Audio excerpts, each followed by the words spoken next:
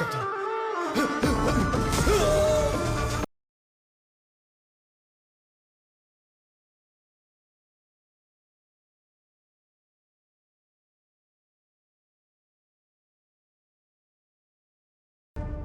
చెప్పు మున్నా. మీరు అనుకుంటున్నట్టు వాడు సాధారణ వ్యక్తి కాడు విజయ్.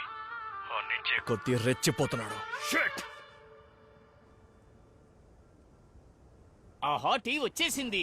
ఈ చలికి తట్టుకోవాలంటే వేడివేడిగా టీ కొట్టాల్సిందే. नहीं फर्स्ट कस्टमर के लिए మసులా ఏంటబ్బా వీడు? ఇక్కడ ఇద్దరు హీరోలుంటే వాళ్ళను పట్టించుకోకుండా అక్కడ ముసుగేసుకుని కూర్చొని ముసల్దానికి టీ ఇవ్వడానికి వెళ్తాడా?